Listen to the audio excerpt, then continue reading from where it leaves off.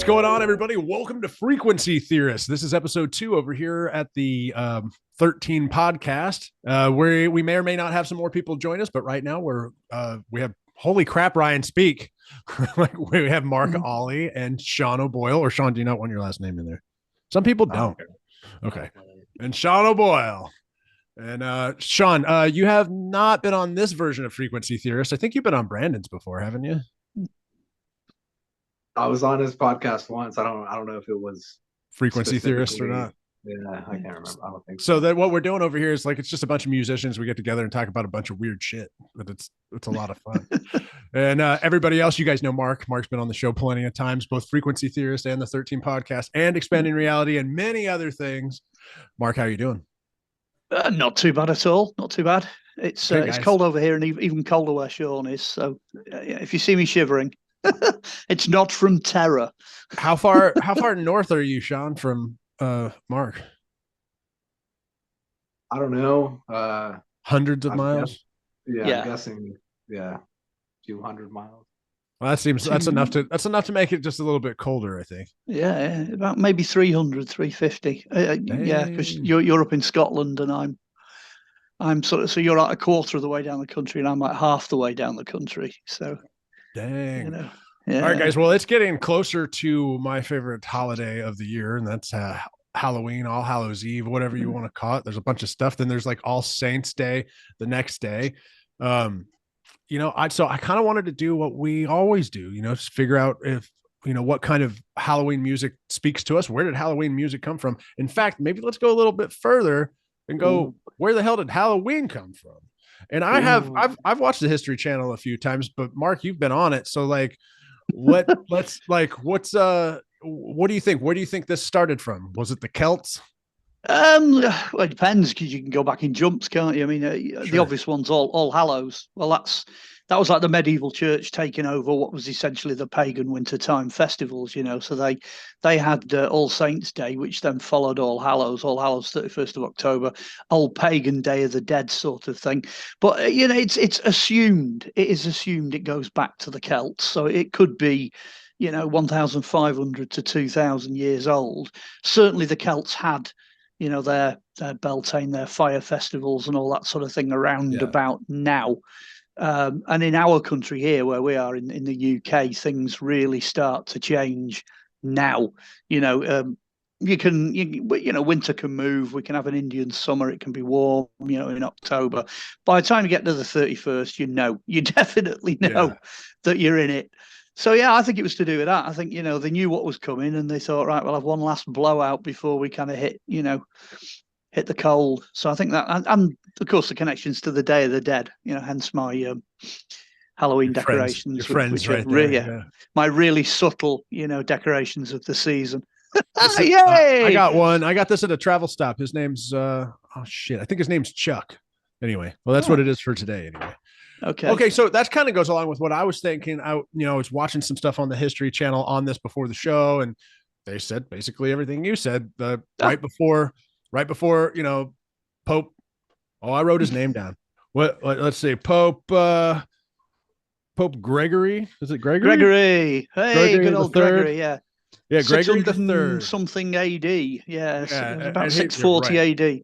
And he basically said, if it's good and it works, adopt it. That's basically what he said. Yeah. Yeah. And so they had All Saints Day, and then the Celts were having their thing or whatever, and then they kind of turned into All Hallows Eve, and then eventually Halloween as it comes up to us, right? 100, 200, 300 years, 400 years down the road. I think Sean's in the right place for this because while we're on the topic, the whole pagan, fire festival thing and all that sort of thing, they have a massive blowout up in Scotland in the city of Edinburgh. They have naked people with burning fire running through the streets, and they set fire to Wickham. And I'm not kidding. They go nuts. There's about 600 or 700 people involved in this huge, enormous thing. If you Google it, you'll find it somewhere. Loads of naked bodies, doing poi and fire breathing and all this, that, and the other. Sean, have you seen any of that up there? No, man, that's the first I've heard of that. I was gonna say, what is that on Halloween? They do that? Yeah, I think it is. It's either on Beltane Fire Festival or on All Hallows. It's one of those two, but they go bonkers up in Edinburgh. They really do. So I just wondered if you knew anything about that. No, man, but I might have to go to Edinburgh and check it out. Go and find I out. noticed Yeah. there's not as many people that really celebrate Halloween over here as there is in America. That's a fair comment, actually. I think it's only because I'm connected to the UK sort of pagan and witchcraft community that I notice Halloween more than I notice other things. But in terms of in the UK, if there's a valid festival that is pretty well unique to, and originates from the UK, I think it's Halloween. I like keeping Halloween. I've got me doubts about a few of the others, but the solstices and Halloween, I think are, spot on. Yeah, Absolutely spot on. I love it. Halloween's my favorite. I mean, it's always been Yeah. my favorite since I was a kid. I mean, I put up more Halloween decorations out here than I do Christmas decorations. I mean, I love being the house that the kids are afraid to walk up to, but have to because we have the best treats in the neighborhood. Hey, So I love staring out the window. Like I'll stare out the window wearing some crazy mask and they can't tell if I'm a decoration or not, and then just there was. ah! I won't say which band, but there was a friend of mine who was a singer in a fairly well-known band, and he always used to answer the door wearing a long floor-length black cloak with a big hood, and that always went down well over here. Considering he was over 6 foot as well, I think he put his new rocks on to give it a bit of a bump up. Oh, dude, those new rocks. Sean, you remember when we were over in what was that? God, it was in the UK. It was near England. And Wolverhampton. no, it wasn't Wolverhampton. I remember going to Wolverhampton. This was like Camden Market. Okay. When we were that's walking London. around, Yeah, we were that's walking London. around. Yeah, we were walking around Camden Market and we went into that one store that had the fucking new rocks there. I was like, dude, I want to buy these, but we had no money, from Ah, being roadies. Okay. yeah, I inherited 3 sets of them from doing television because it was part, for some bizarre reason, it suddenly became part of my TV costume. So Right. they had to buy them, So each series came up, I got a new set. So Oh, I've dude, got I 3 loved of them. watching you rock that in Lost Treasures, man. That shit's fucking cool. They're huge. Kick Oh, they somebody in are. the face. Oh, massive, huge things. I mean, it was funny though, because it was like running around for years and years and years with like these, rubber bricks tied to me feet. So, it was when you see me spring over a 5-bar gate in one of these episodes, I was a lot fitter back then than I am now. Oh, sure. I can't do it. I mean, I just turned 40 and it feels like I can't do anything I did 20 years ago, Well, maybe a little bit, but not as good. You just lose the edge a bit. But hey, Halloween, you don't need to lose the edge for Halloween. Yeah, no. And this is, my favorite part about Halloween is, like I said, scaring the kids and giving out treats and stuff. But it's really like there's something significant to me where even here in Texas, where it's a scorcher all the time, you can literally feel something's changing. And Yeah. I mean, whether, we have 90-degree weather today and in 2 days it'll be 40 and then it'll be 90, whatever. You can still feel that the things are happening and it's around this time of year. And I don't know if that's globally, if that's just, I guess, our northern hemisphere. Yeah, we had the first frost about a week ago. But it was only, you woke up in the morning and it was there. And then by the time the sun had come up, it was gone. But that's a pretty good indicator that you've now, flipped. You're out of summer, you're into winter. Yeah. So, it hit zero. That night it hit zero, but it hasn't done it again since, thankfully. But it's coming. Oh, yeah. I think it'll hit Sean before it hits me. Well, Sean looks prepared. What does your shirt say, Sean? Your hoodie? Hi, how are you? It's Daniel Johnston. Yeah. I like that. That's awesome. Hi, how are you? Okay, guys. So let's talk about music. Let's talk about Halloween music in particular. So this can go into several genres. So we can talk about scores and movies like we kind of did on the last one, Mark. We can talk about soundtracks like we did on the last one, but sound effects is also something that I think is like that worthy of talking about because, when you're watching Psycho and you're watching, like right. that sound, that's a frequency, right? I want to talk about like some of our favorite noises, sounds, music, and whatever. Let's start out with movies. So like right off the top, because that'll get us into the music.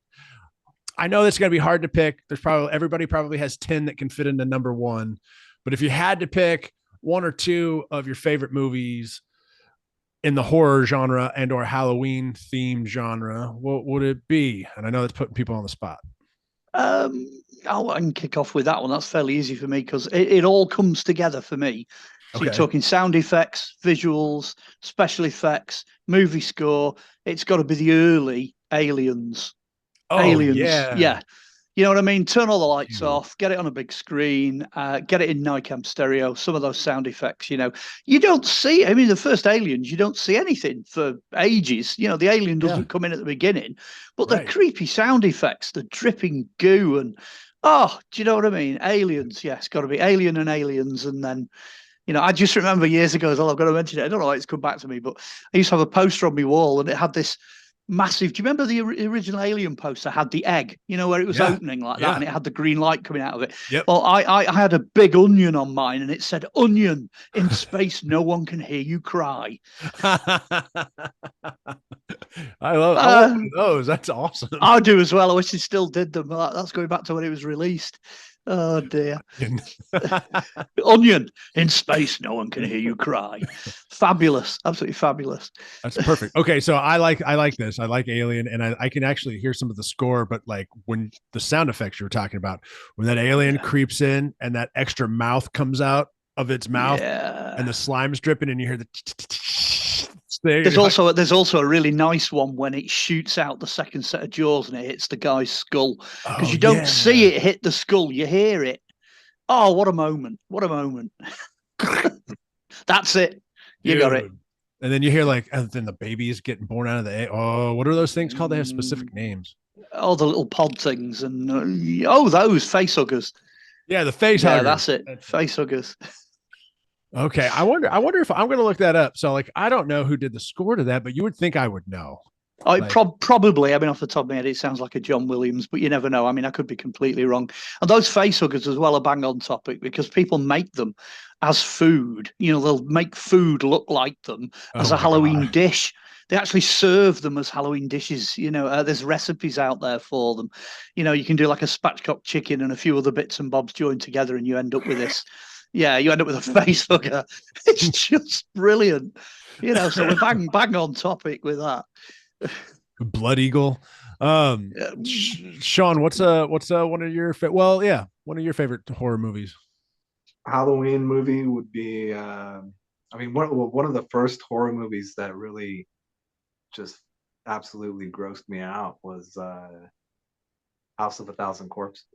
Oh Oh, yeah, Rob Zombie film. And, yeah, like yeah, watch that on Halloween Eve or whatever. That's like yeah. a little tradition. Um, the what was it? The Jason, the ones that he did, the Friday the 13th one Oh that yeah, he he did 1 and 2 for sure.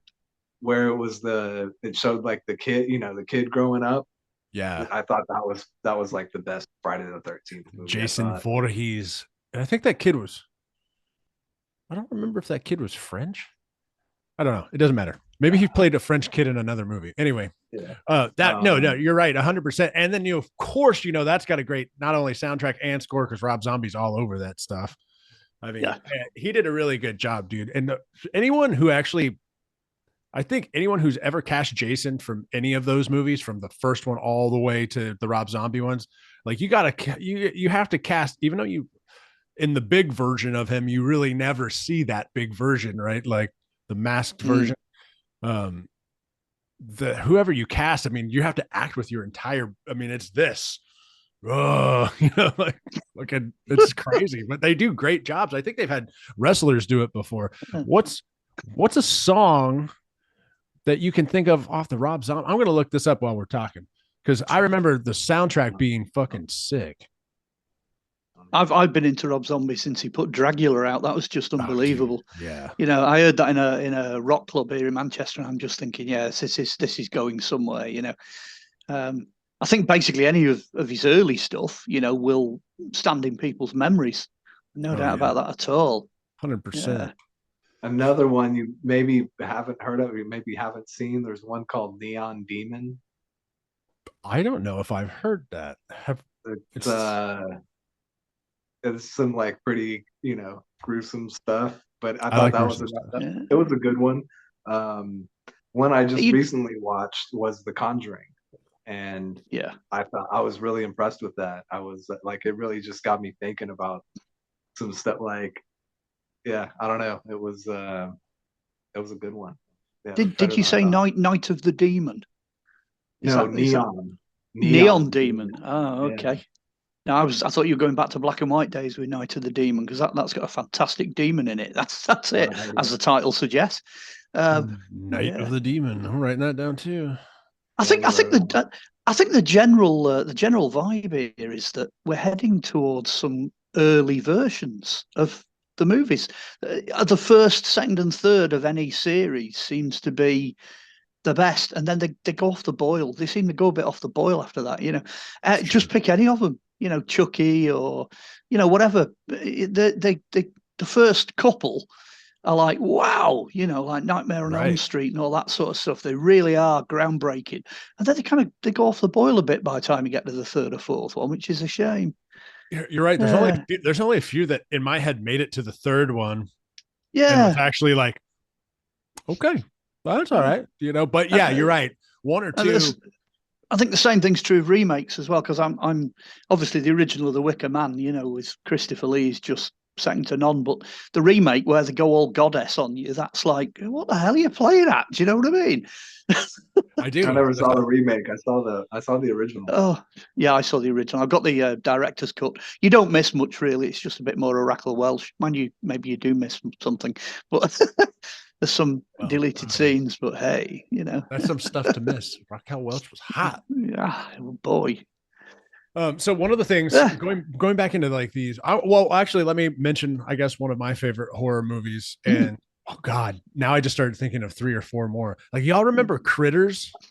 Oh yeah, With those things with the big mouths. yeah, like I Oh, mean, that's more hokey, but like what a fun, what a fun movie that just popped into my head just because I that's was up just there thinking with they ate everything. what is it? The Leprechauns in that category, and Tremors. Yes, They're Tremors, all in that category. They're Tremors. cheesy, but they're ace. Yeah, they're perfect. Absolutely It's like ace. it's like they know they knew that they were making it hokey. It's Yeah. the ones and it's the so there's a kind of a tie like the ones who know they're making it hokey, you're like, okay, cool. I can appreciate that. But then there's the ones that are actually hokey and they didn't know they meant to make them hokey. And some of those are fucking awful, but some of them are Yeah. perfect. Like Cradle of Filth, they made a movie called Cradle of Fear and it's a full-on movie and it's just got and they half knew they were making it really terrible and half I think they thought they were doing a great job, so you kind of get the best of both worlds. But they all their props, all their jiggly flesh looking stuff was just, you could tell someone was poking it with a pen, like trying to make it Oh move dear. for the camera, Yeah. you know Oh, anyway.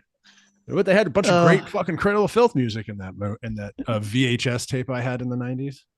One of I the don't think I've ever seen that. Oh, dude, you had to have seen it. Knowing me, I was coming Oh, over to your house being like, pop this in the tape player, buddy. I gotta watch it again. Yeah, maybe I've only seen it once and I just don't remember it. there'll What? somewhere out there there'll be a digitally remumbled version of it. You know what I mean? Oh, Because yeah, they keep doing that, so it'll be out there somewhere, I'm sure. dude. It has to be online. I'll find it online easy. Yeah, Yeah. for sure. I'm finding everything on YouTube. I mean, at least for a period of time. And if somebody takes it down, it pops up over here. It's just how you look for it. Which, nope, not doing that. I thought, oh, well, I'm going to do this. So, Mark, remember on that episode where I started kind of like bad mouthing the Big Brother a little bit? And I was like, oh, you know what? I am talking about this. Well, I think after that, I got shadow banned on YouTube. I'm not 100% sure, but Okay. so I literally watched everything. Numbers rising. Okay, crappy video. Numbers rising. Okay. And like literally after that video, nothing has more than like 20 views. Everything after it just stops at 20. I'm like, what happened? Now you go over to the RSS feed and the listening stuff, Yeah. Rumble and things, and numbers are fine. But something happened on Google, and Oh dear. I think I talked too much crap about the overlords, and they just were like, "Yeah." Oh dear. Yeah. Or Hey, I'm guess making, what? That conspiracy is true, and just to prove it, there you yeah, you're go. like, you're correct, and you'll never Yeah. really know though. Boop. Yeah.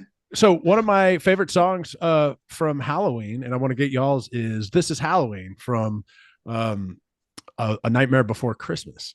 You know, this is Halloween. This is Halloween. I love that. I don't know why it's been stuck in my head since I was a kid, but that's one of my favorites. Do you guys have a favorite Well, Halloween I thought you'd song? have gone for the Oogie Boogie Man from there. Surely, I Oh, mean, the surely. Ghosty guy is superb.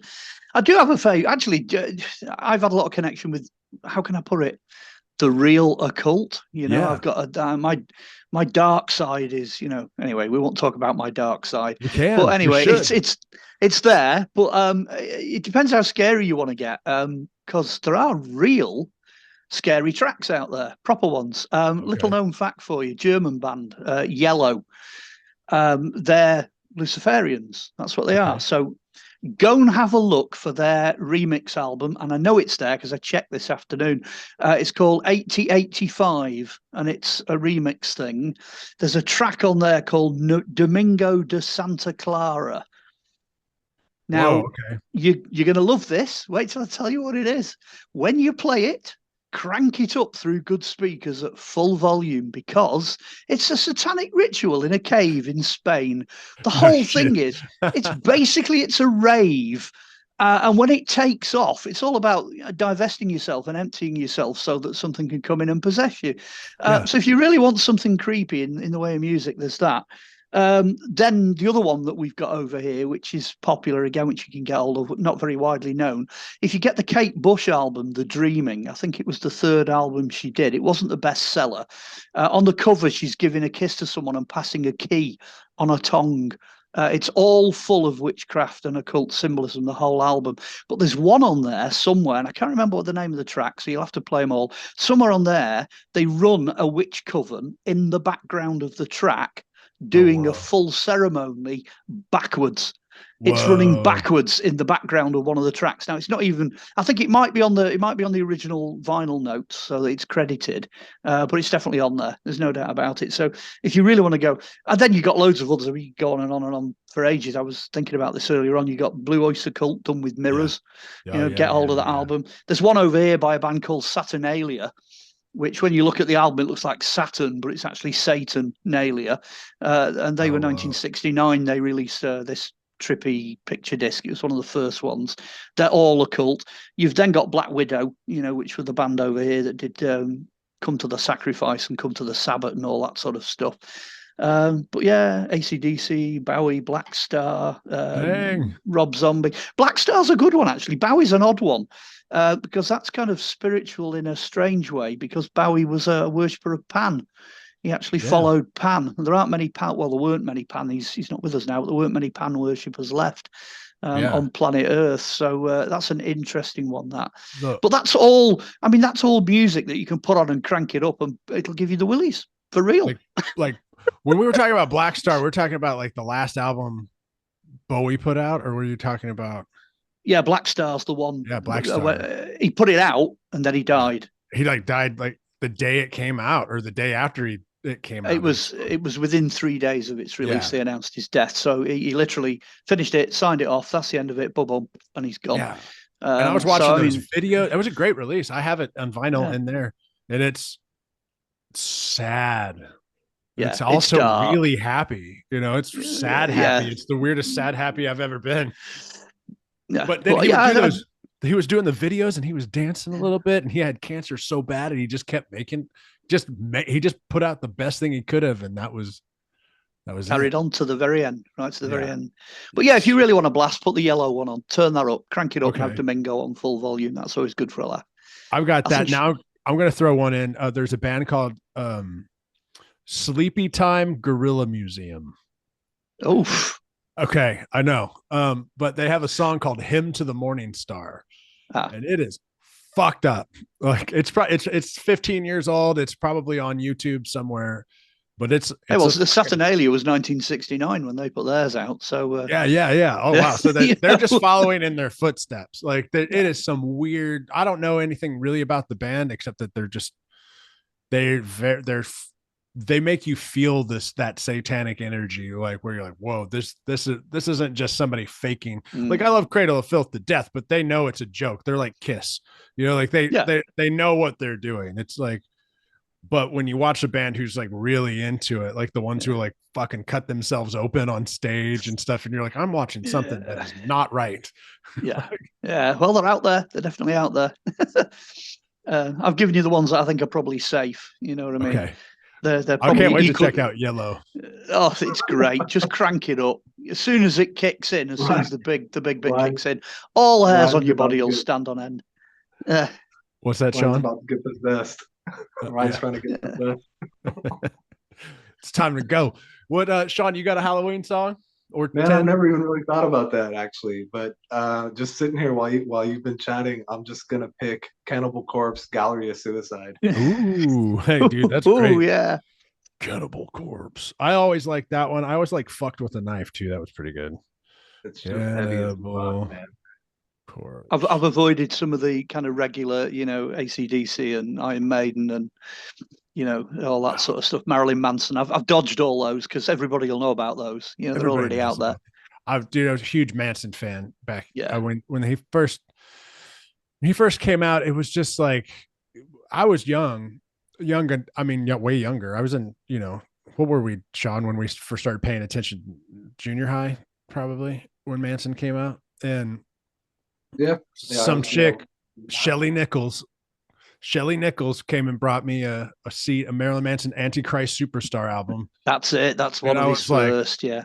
I was like, what the fuck is this? And all I knew is I was just drawn to that type of shit. And that's what took me further down the rabbit hole into all kinds of other stuff too. But yeah, that whole fucking album reminds me of Halloween. Just you go. Pop that bitch on. It's October. There you go. Yeah. All right. So I like I want to kind of talk about the Iron Maiden song. What Iron Maiden one were you thinking about? Well, everyone always goes for that album Mark of the Beast, don't they? 666 Right. and all that sort of stuff. And there was loads of stories at the time about it being creepy and things going wrong in the studio and all this, that, and the other. And but the reality of it, I mean, I know the drummer Nico I knew him reasonably well back in the 1990s, and he said, most of it was PR. And if you actually have a look at the cover, you've got, the devil, Satan with all these people as puppets. But if you look in the background, it's actually Eddie that's got Satan on the end of strings. Right. Yeah. So that kind of tells you, that gives you all you need to know. So yeah, they're not. I don't. They don't run around biting the heads off doves and things like that. Oh, hang on a minute, I know someone who does. But yeah, Ozzy. That story is my favorite story. It's like so fucked up, and they're like going to release doves in the signing of the record contract, and it lands on his leg, and he's just like.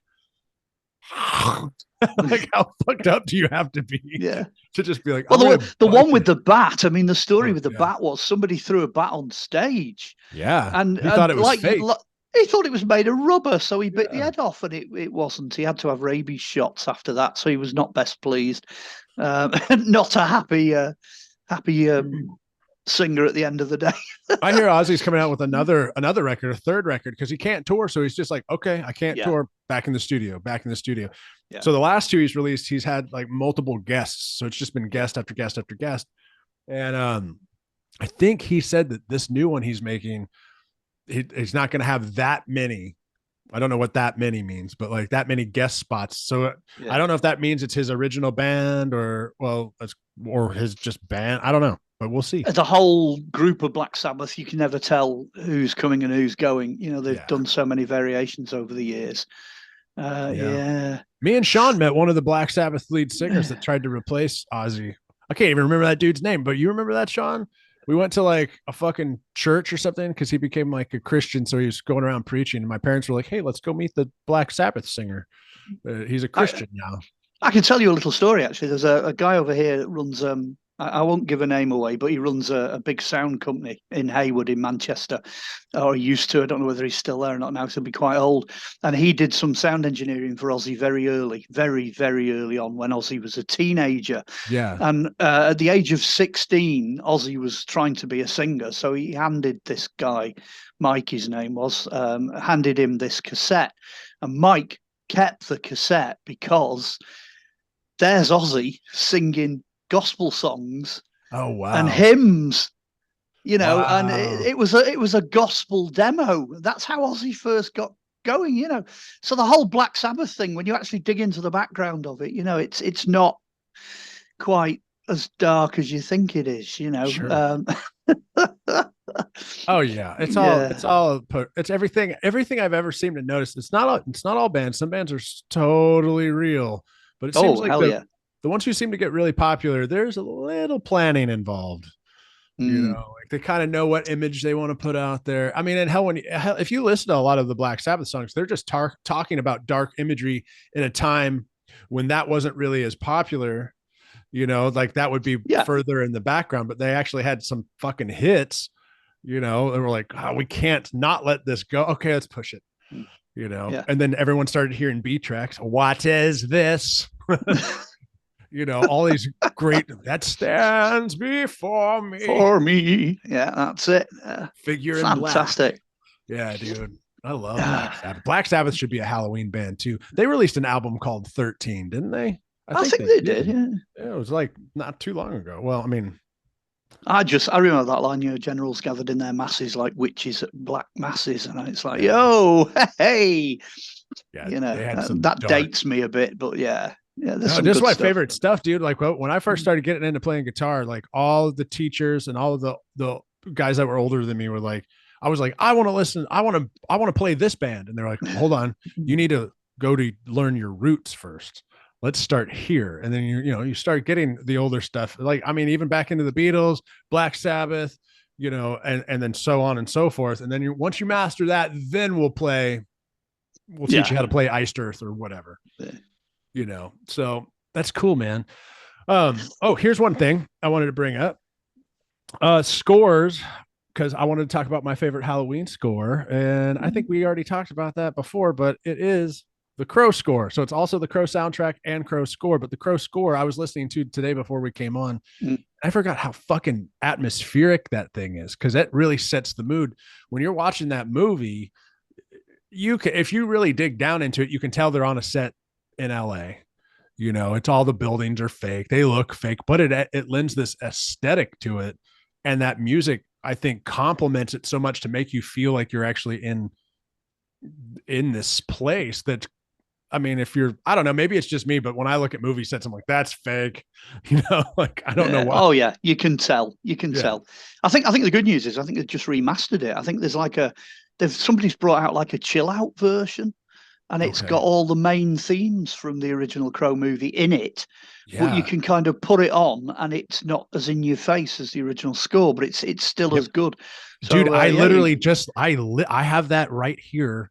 Hey, there you go. I guess I must have closed it. No, I have it right here. There it is. And hey. I literally fucking started playing that today. It was crazy. There you go. That just goes to show I pay attention, you see. Dude, it only came out like a month ago or something. It was like really recently, and I was listening to it today. I'm like, this is the coolest sounding thing I've heard in a long time. It is very good. It's very cleverly done as well. It's brilliant. I'm going to share my screen here real quick with sound. Share sound. Share. And where'd it go? Here it is. Boom. Ad blocker. I don't care about you. There it is. Let me make you bigger. Sorry. I don't know what you've done, but I've vanished. Oh, there you go. I can see you at the side now. It's acting acting strange here. You'll have to bring me back when there you go. Hey, there we go.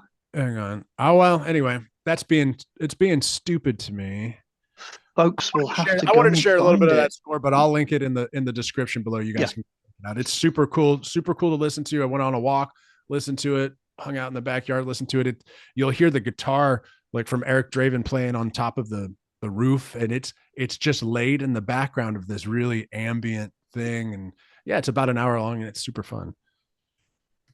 You guys got any score?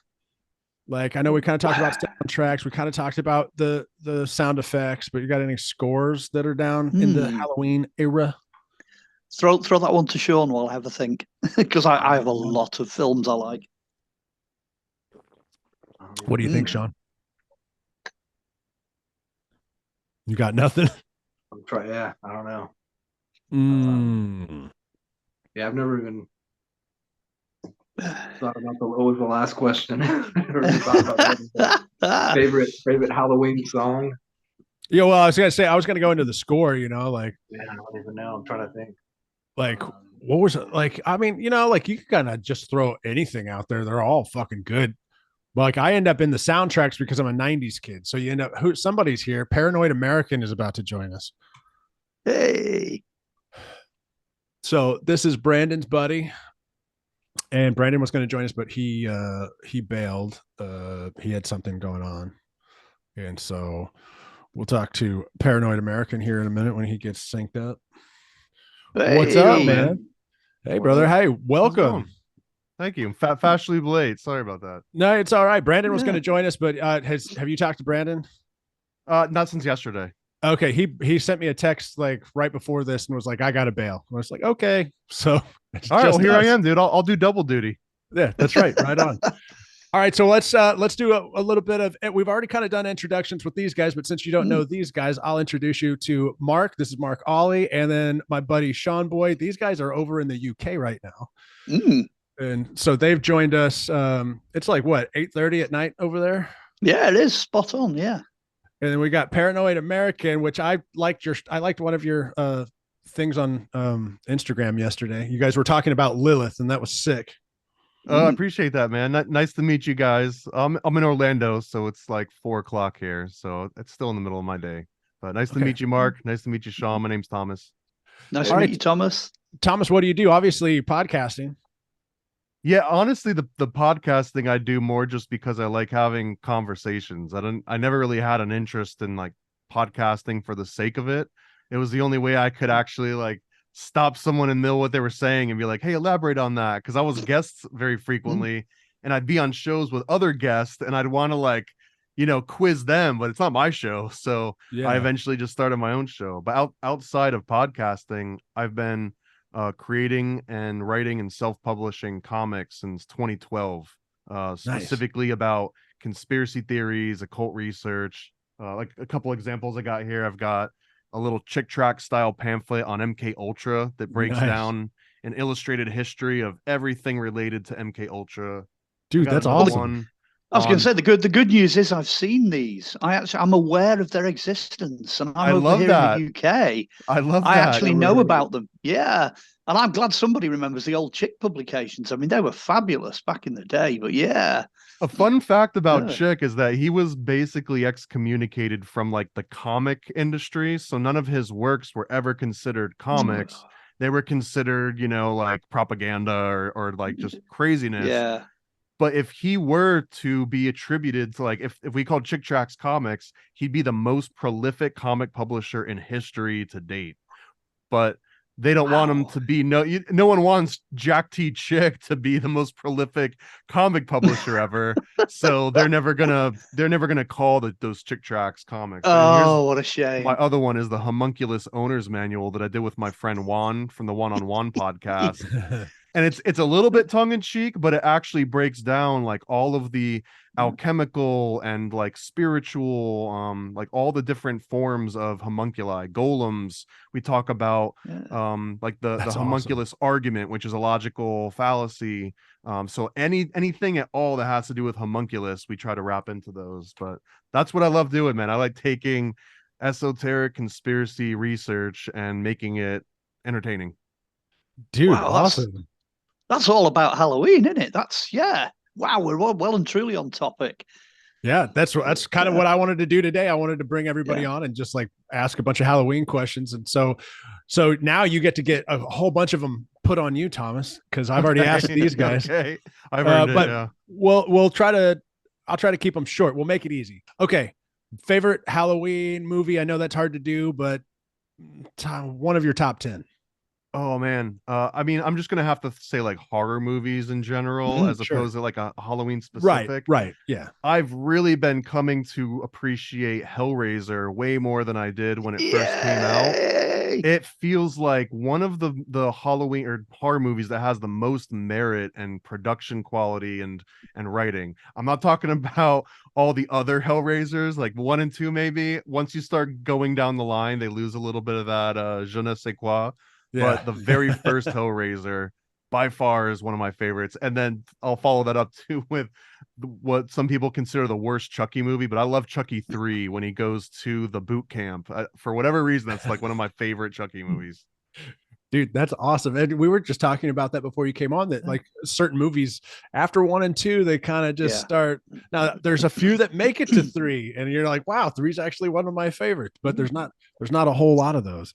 Okay, cool. So we got that. How about your favorite soundtrack from shit, one of those genres?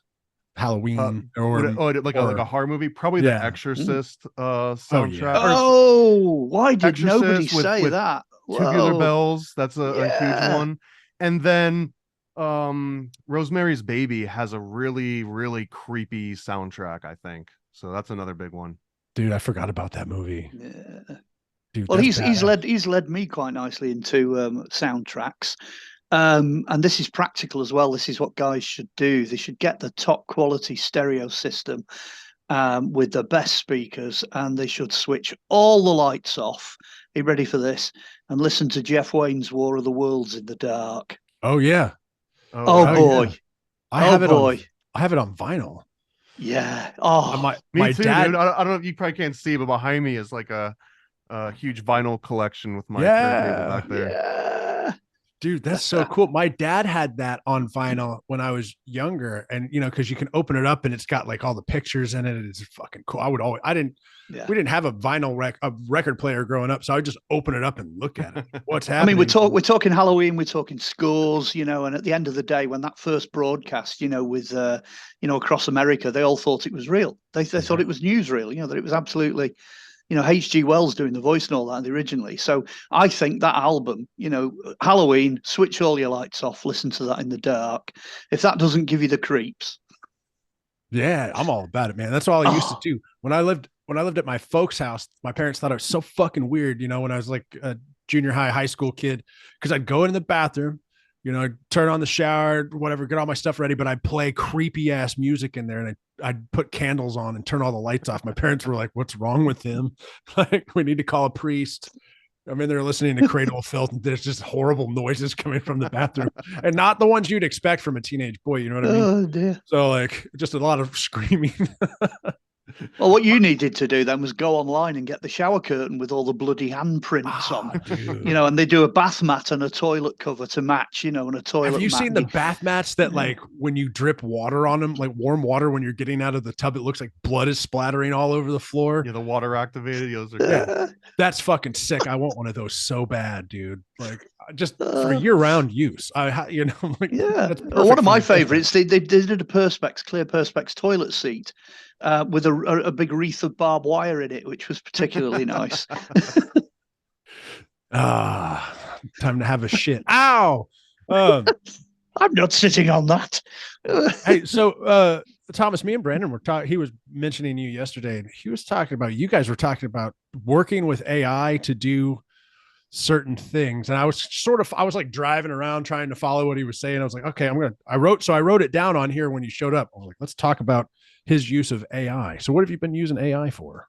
So I started doing AI in like 2020 or so, and this was, I don't know how many people were like paying attention to like when DALL-E first came out and some of the AI image generators, but there was a point in time in 2019, 2020 when you would go and type in like cat, and it would kind of look like like you'd have to squint and turn your head a little bit, but it would be like, that's impressive, like it, like the computer just made this thing.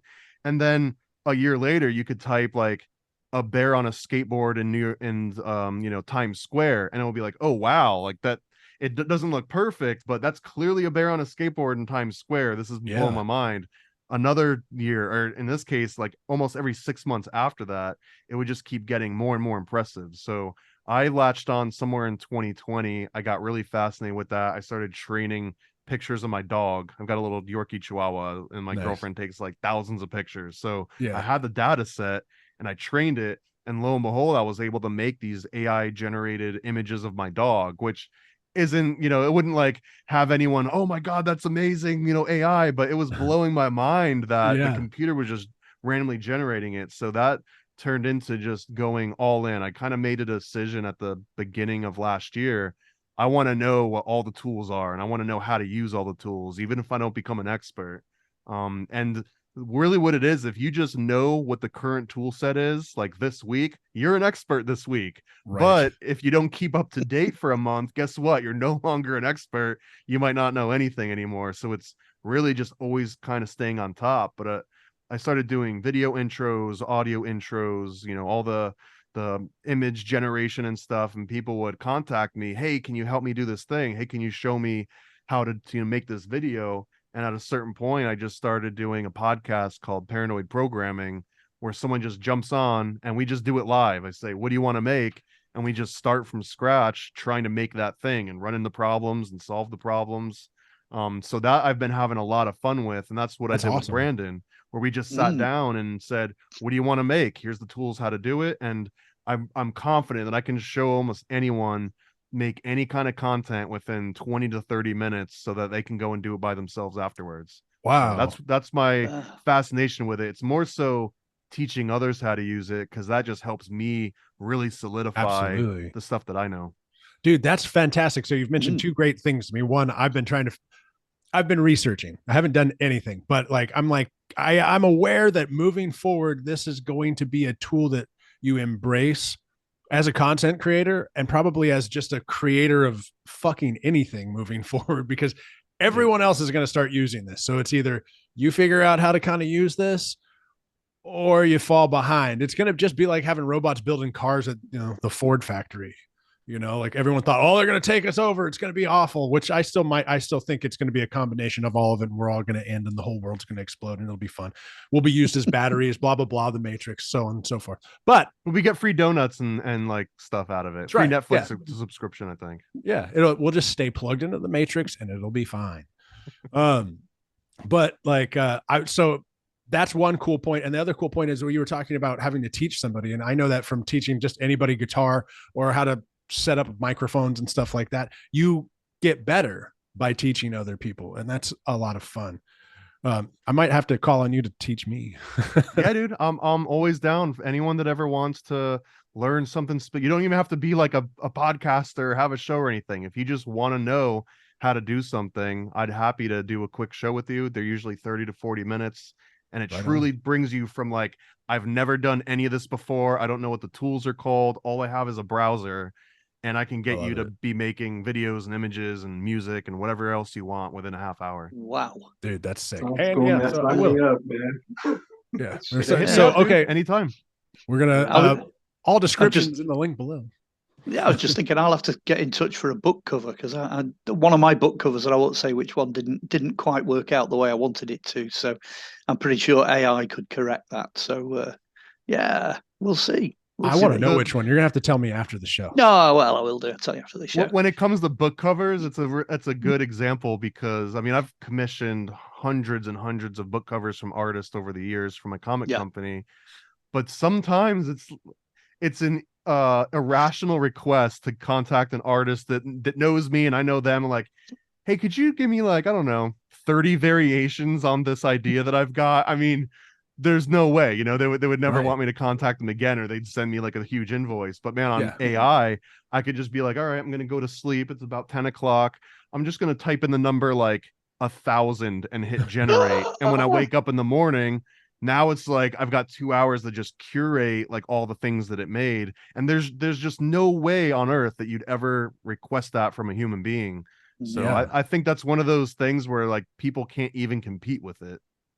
Dude, I agree. And it's super sick as long as we, kind of figure out what we're going to like, how we're going to curtail it or say, stop it from taking over, if that's a thing that can happen. One of the things we're doing on another show I have called File 13 is we're doing like a 2-part thing, which is called, Rise of the Machines. And then the next version is called Death of Humanity. So you can tell where I'm going with that, in that. It follows a certain order. Yeah. Yeah. It starts this way. It ends this way. And we might be in a loop. It may have already happened before. Where the fuck did the pyramids come from? That's, let's go. there's still certain things that need, human touch though. Like I would always hate on I need human touch. I mean, I don't know if the robots are going to be able to. I mean, they might, and if they can, I'm down. I'm not even going there because I know what technology is out there because I watch out for technology. So no, I'm not even going to go there. You can Google it. Okay. What were you saying about human touch, Sean? Just, drum machines didn't take over. Like That's true. I'm a drummer, and I remember when drum machines first started, becoming a little bit more popular, and I was just like, no, not even messing with it. I was like, I'd rather just I'd rather just sit down and play. Well, But, Actually, that's that. I was going to say that's career-wise. That's completely true of me because that's how I got into session playing. Because in the early '80s, they brought me in to replace drum machines because they wrote songs using drum machines because that was economically viable. But in a studio, you still can't beat a drummer. It's impossible. Well, yeah, and it's like even in those even in the like whatever you're using, Pro Tools, Reaper, whatever it is you're using, they have the humanizing button, so you can do all your beats and everything and try to humanize it, but it's still fucking a robot, and you can tell, it's not the same. But so on a devil's advocate side of this, you could reasonably say that AI generated drums could replace drum machines, right? So now you don't need the Dr. Rhythm 7 set. Like Dr. Rhythm now is kind of garbage. I mean, my opinion, compared to where it was at in like the 90s, but like you could absolutely have an AI algorithm that will outclass a 80s 90s drum machine by far. Maybe not like an MPC because now you're getting more into like samplers less so than just drums. Sure. But like another example too, you ever heard of Addictive Drums, which is like one of those software packs where they go into like a studio and they record actual analog drum sessions with the mics and all different arrangements, and then you can even tell it like, I want the mic to be shifted 3 feet this way and stuff.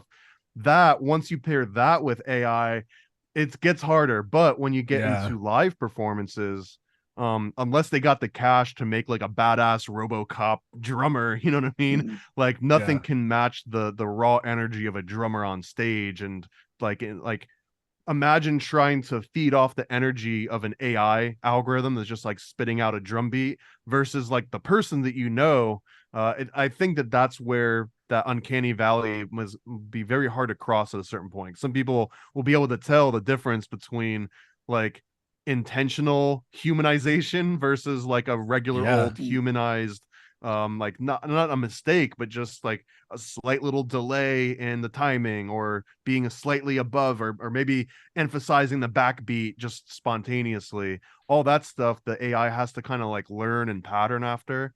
And a person not so, but I mean, let's talk about it in 10 years again, see where we're at. Well, dude, you're right. Like the AI is tripling.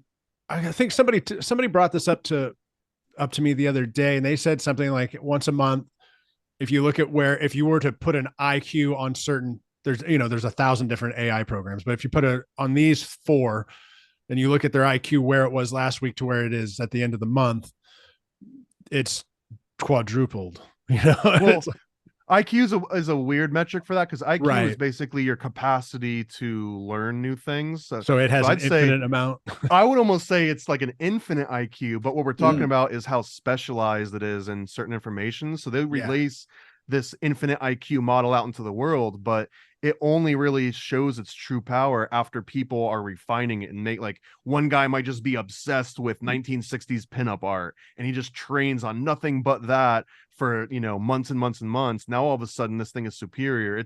I would say it's the same analogy as like the PlayStation 1 comes out. The games are good, but like right before the PlayStation 2 comes out, those PlayStation 1 games that are coming out are like a million times better than the ones that originally launched with it. And that's because all the developers and the engineers kind of understood its quirks and they know how to like work within that system. And it's the same with AI. We're like the PS1, when it first came out, no one was really utilizing it to its full potential. Take AI and multiply that by 1,000. Yeah, good point. And the thing about the AI learning, we had one called Big Fucking Drums, BFG, same thing. How far the mic is drums from Addictive Drums, all the same exact type of deal. And you were like, oh, I want a Mike Portnoy's kit or whoever, and you got his kit, and it's awesome. And if you take that with AI it humanizes it and makes it I don't know, man. I kind of feel weird because like there's some girls on Instagram, girls, air quote, AI girls that I didn't know. I saw this girl and there was, God damn, that chick is hot. I clicked on her thing. I went and looked at it and I was like, there's something weird. She is super hot. She can't be real. That's a dude.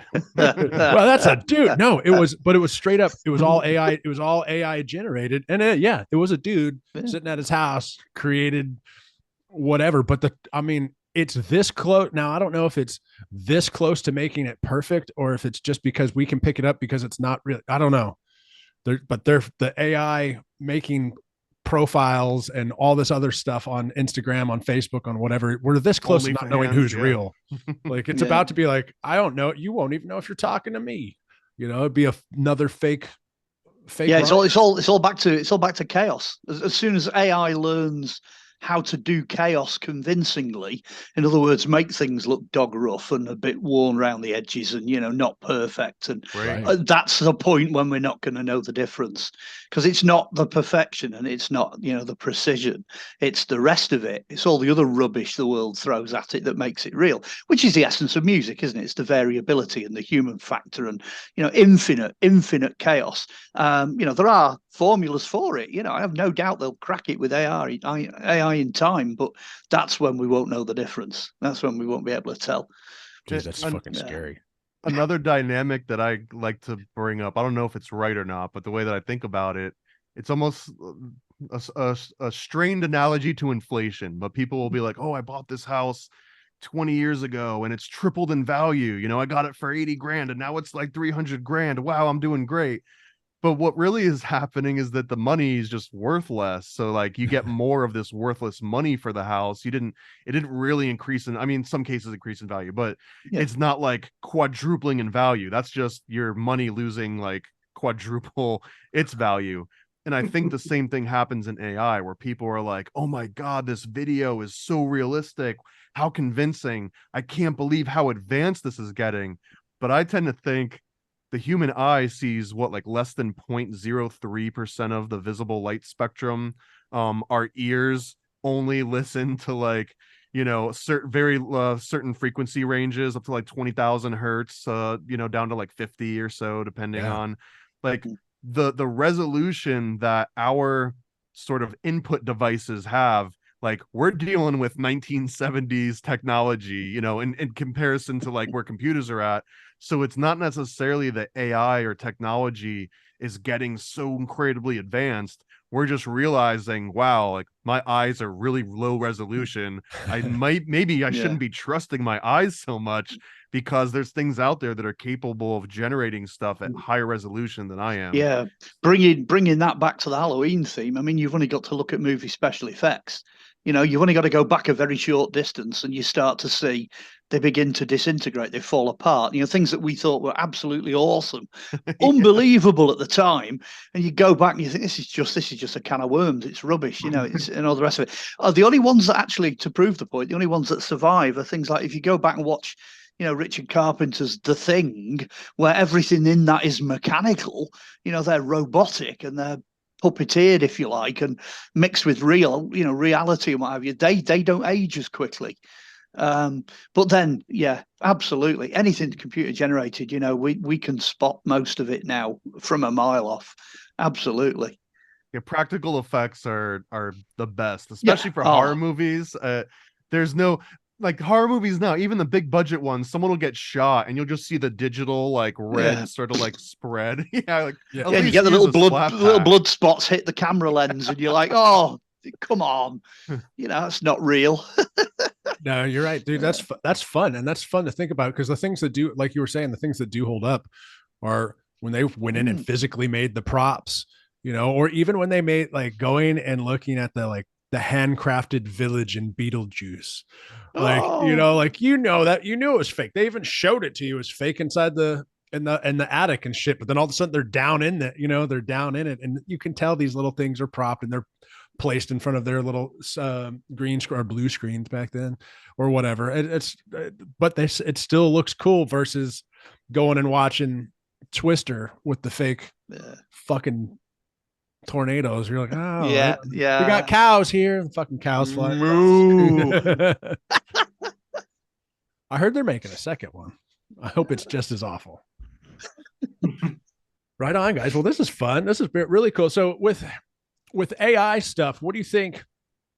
What do you think its next evolution is? Is it more of putting it to work inside other systems, or do you think it evolves into something we've never even thought of before? Like something that's so that's general AI is the big one that everyone's expecting to come next, where general AI is like the thing that can do it all. It can hook into your email and it can order stuff for you, or you can tell it I'm writing a book and it'll be like, oh, you're probably going to need a cover and you're probably going to need a proofreader, and it just goes out and does all of these various things. I think that one's the most predictable version of it. I think the more unpredictable one, again, it relates to like how low resolution and fidelity humans are, and we give ourselves way too much credit. But I think the moment that the computer or the AI is smart enough to like outpace us, like we won't even notice it, because it'll be seamless. We won't expect it to come, and then all of a sudden it'll just be like, oh wow, this thing predicted something that I didn't even expect it to predict. And this is because like a human being is capable of keeping like 7 concurrent ideas in mind at any point in time, right? Even if you were to say you're like a complete savant, like a freak of nature, maybe you can keep 100 concurrent things in mind at one time. But when you talk about like Chat GPT, for example, or like just any of these consumer level ones, they usually rate in the billions. They basically they rank them based on the billion of parameters that they can handle. So like a typical, I mean, even now this is outdated, but like a year ago, a typical Chat GPT type program would basically have around 7 to 11 billion parameters. So this is like if me and you were to graph something on an XY chart, right? Like that's 2 dimensions. And then if you put it into like a 3D cube, now you're at 3 dimensions. Try to fathom 11 billion dimensions and being able to do pattern recognition on 11 billion different things. This is where people are like, it's a joke where it's like, oh, a dog barked 4, counties away, and then a butterfly flapped its wings, and then I heard a bell. That means it's going to rain. I mean, that's silly. And people, some folky, kind of like people are like, oh, my knee's swelling up. That means it's going to rain or whatever. right. Yeah. But these AI models with 11 billion parameters could literally be like, oh, a bee flew into a window and there was a car crash, and therefore the next lottery ticket is going to be, number 17 or something. Like it can put together these things that seem completely unrelated and find the patterns in them. And once it starts doing that and being accurate, like we won't even realize it. So that's why I think that's the next step is we go, oh crap, this thing's way more advanced than we thought. Where's the off button? And you can't find it. That's like what's going on with the aliens here in America, or the aliens, the aircraft, the UFOs. Like they're all like, the U.S. government's finally like, oh yeah, so we don't know what these things are. They are UFOs, and everyone's like, duh, yeah, like, nobody cares. Whatever party. Yeah. Thanks, government. We've already known this. We've been talking about this forever. I'm not going to believe it until you get someone from Blink 182 to describe it to me, and then I'll believe it. The drummer, right? What's the, is that the drummer? Tom DeLonge, yeah. The singer. It's the singer. Is it the singer? Is it? Okay. Yeah. Oh, dude, this has been fun, guys. So Thomas, I hope you'll come on again. We've already been on for a little over an hour and stuff, and this has been great fun. Hey, Thomas, do you play an instrument? I do. I was actually play piano since I was like 4 or 5. Although now I just play with like MIDI keyboards and controllers. Oh yeah. So I've got my go-to is this little Arturia 49 key. Yeah, you've got the Ikai, the MPD. I've got one of those too. Yeah, these are super LK49. fun. These are super fun to just stick in your backpack and go. Right on, man. Well, good. Well, that's Frequency Theorists for you. We normally talk about music, but it goes down some crazy rabbit holes or cat holes, as Mark was describing earlier. As the rabbits are. Well, it's Halloween, isn't it? So black cat. But guys, thanks for joining me. This was super fun. Let's stick around afterwards, and we'll play in the next one. And everybody out there, happy Halloween, and we'll see you on the next one. Later.